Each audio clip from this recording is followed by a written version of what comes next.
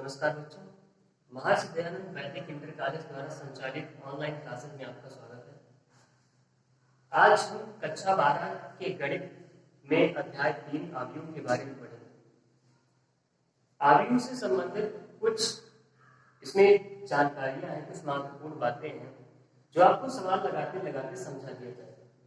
फिर भी कुछ किताब में एक्स्ट्रा चीजें हैं जो आपको किताब से अपने आप पढ़ सकते हैं, जिसमें जैसे आपको पता उसमें लिखा जाएगा आव्यूहों के प्रकार, आव्यूह 6 प्रकार के होते हैं।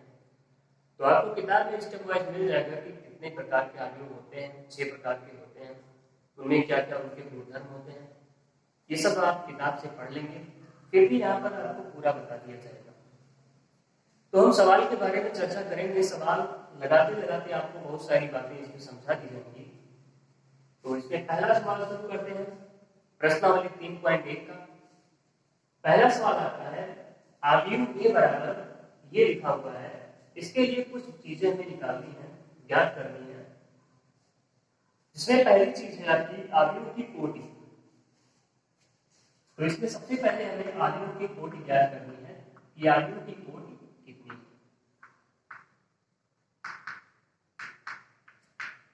आव्यूह की कोटि, तो ये हमारा आव्यूह लिखा हुआ है।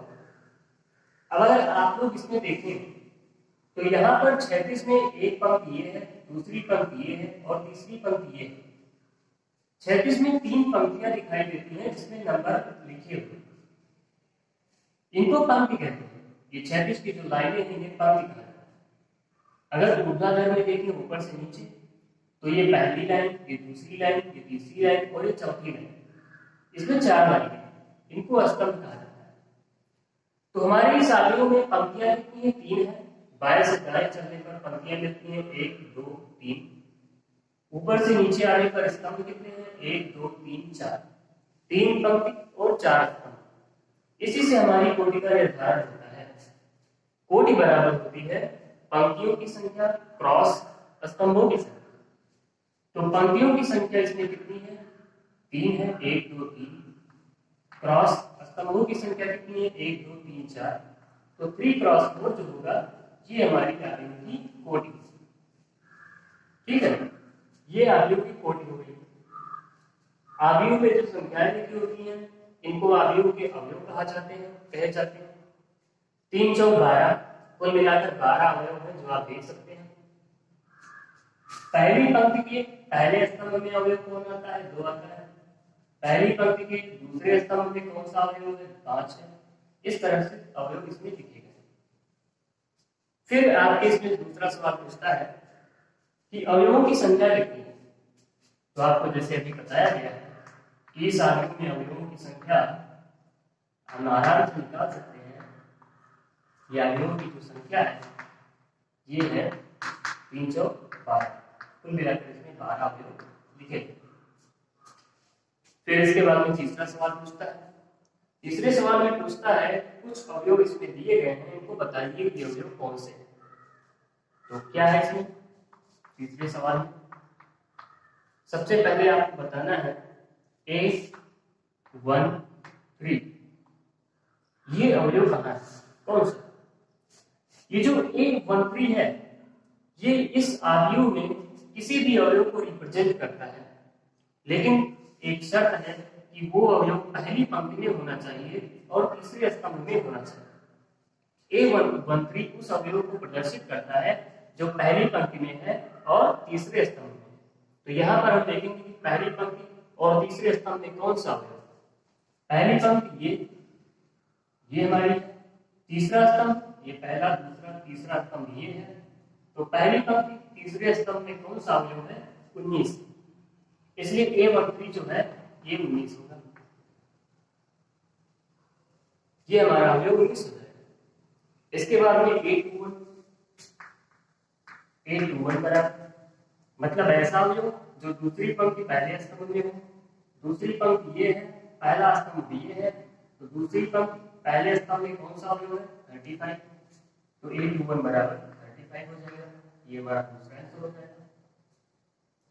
इसी तरह से फिर पूछा है A33, ऐसा अवयव जो तीसरी पंक्ति तीसरे स्तंभ में, तो तीसरी पंक्ति ये है, तीसरा स्तंभ ये है, जिसमें -5 पड़ता है, तो एक -3 बराबर -5 हो जाएगा।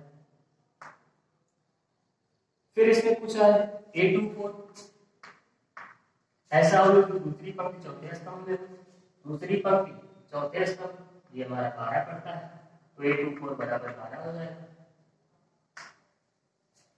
फिर पूछा है A23 ऐसा अवयव जो दूसरी पंक्ति और तीसरे स्तंभ में हो, दूसरी पंक्ति तीसरे स्तंभ में 5.2 पड़ता है, तो ये हो जाएगा 5.2।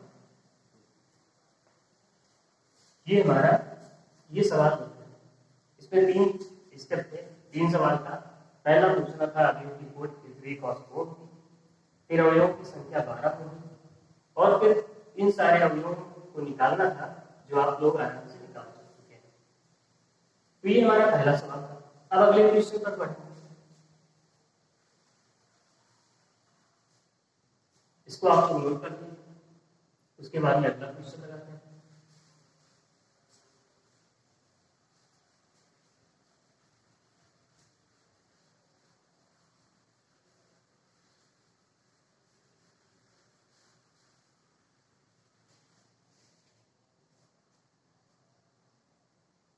क्वेश्चन नंबर 2, ये हमारा सवाल है, यदि किसी आयु में 24 अवयव हैं तो इसकी संभव कोटियां क्या है? यदि इसमें 13 अवयव तो कोटियां क्या होंगी? अगर किसी आयु में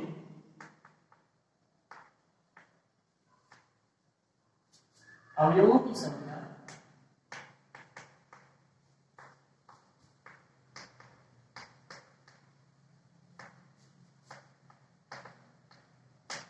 अवयवों की संख्या कितनी है? 24 है। तो इसकी कोटियां कितनी हो सकती है? तो इसकी कोटियों को हम लिखेंगे। तो कोटियां आप लोग जानते हैं कि पंक्तियों की संख्या गुणे स्तंभों की संख्या, उसी को कोटि कहा जाता है। और पंक्तियों की संख्या और स्तंभों की संख्या को अगर गुणा किया जाता है तो अवयवों की संख्या के बराबर हो जाता है। इसलिए अगर ये क्वेश्चन हमसे पूछा गया है तो इसमें 24 के सभी फैक्टरों का गुणनखंड हमें लिखना है। सभी फैक्टरों का हमें गुणनफल लिखना है, वास्तव में यही लिखना है। तो 24 की कोटि हम लिख सकते हैं 24 गुणे 1, ये पहली कोटि है 24 एकम 24। या फिर लिख सकते हैं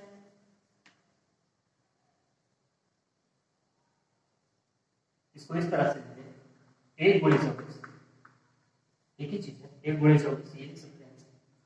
फिर लिख सकते हैं 2 गुणे 12, 12 गुना 24 ये भी हो गया।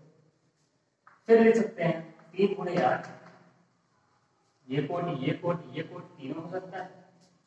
या फिर 4 गुणे 6, 4 क्रॉस 6 ये भी कोटि है। या 6 क्रॉस 4 ये भी कोटि हो सकती है। या फिर 8 क्रॉस 3 ये भी कोटि हो सकती है। या फिर 12 क्रॉस 2 ये भी कोटि हो सकती है। और या फिर 24 क्रॉस 1 ये भी कोटि हो सकती है। तो इस ऐसा अवयव जिसमें 24 अवयव हो उसकी कुल कितनी कोटियां संभव है? 1 2 3 4 5 6 7 8 कोटियां संभव है। आठों कोटियों के अवयवों को अगर बनाया जाए तो आठों अवयव अलग अलग तरह से, जैसे अगर 1 गुणे 24 इस अवयव को बनाया जाए, इस कोटि के अवयव को, तो ये कोटि का अवयव क्या बताता है कि एक ऐसा अवयव हमें बनाना है जिसमें पंक्तियां एक हो, केवल एक पंक्ति, और स्तंभ कितने हो? 24। तो अगर इसको बनाया जाए तो यह अवयव इस तरह से बनेगा, ए बी सी डी, ये मान लीजिए अवयव है, ई एफ, ऐसे ऐसे ऐसे ऐसे करके 24 अवयव इसमें लिखे जाते हैं,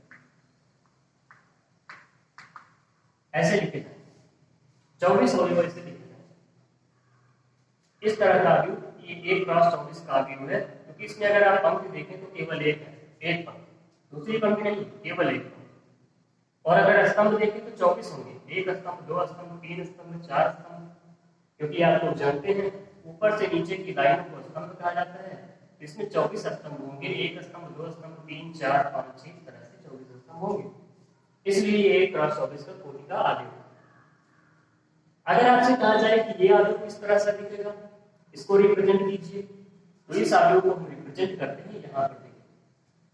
इस आव्यूह की क्या खास बात होगी, इसमें कितनी पंक्ति होंगी, 2। तो इसका मतलब एक पंक्ति यहाँ पर होगी, ऐसे जाएगी, एक पंक्ति यहाँ पर होगी, इसमें लिखा जाएगा।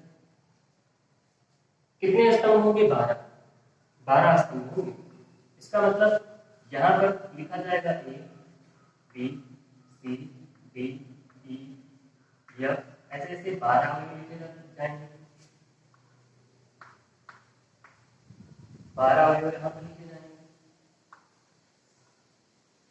और इस तरह से यहाँ पर ऐसे लिख देंगे A1, A dash, B dash, C dash, D dash, ऐसे कुछ भी लिख सकते हैं।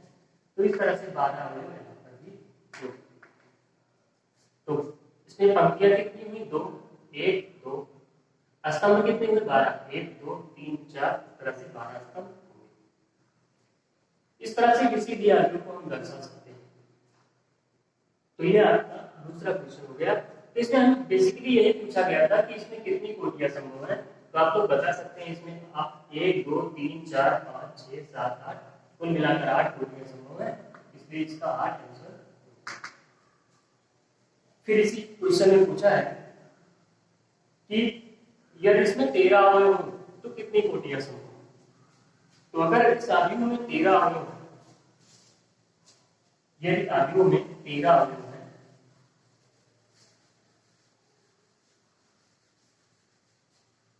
यदि आव्यूह में अवयवों की संख्या कितनी है, 13 है, तो फिर इसकी कितनी कोटियां हो सकती है। तो आप लोग देखें 13 जो है ये एक अभाज्य संख्या है, प्राइम नंबर है। इसके केवल 2 फैक्टर हो सकते हैं, या 1 क्रॉस 13 या 13 क्रॉस 1, और किसी के पहाड़े में आता ही नहीं है। तो इसकी कोटियां हो सकती हैं या तो 1 क्रॉस 13, एक ऐसा आव्यूह जिसमें एक पंक्ति 13 स्तंभ हो, या फिर एक ऐसा आव्यूह जिसमें 13 पंक्ति एक आव्यूह एक स्तंभ हो। तो इस तरह की 2 कोटियां ही इसकी संभव है, इसलिए इसका आंसर हो जाएगा। ठीक है, ऐसे ही तीसरा सवाल है। तीसरा सवाल आप लोग कर सकते हैं बिल्कुल दूसरे की जैसा। और फिर अगला सवाल देखते हैं, चौथा सवाल हम इसके बाद देखेंगे।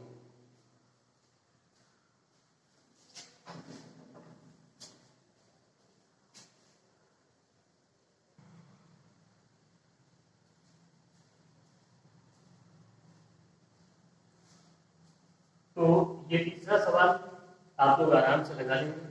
इसके बाद चौथा सवाल हम लगाएंगे। आप घर पर अपने किताब से भी पढ़ते रहें, जो भी सवाल ना समझ में आए उसको पूछते रहें, और पूरी तैयारी आप लोग अपने आप से करते रहें। आपको डेली इसमें वीडियो भेजा जाए, और आप जो भी सवाल न समझ में आए तो उसको कमेंट बॉक्स में आप डाल सकते हैं, और किसी भी प्रकार की अगर हेल्प चाहिए तो आप लोग आराम से ले सकते हैं। चौथा सवाल की शुरुआत हम अगले वीडियो से करेंगे, इसके बारे में आप लोग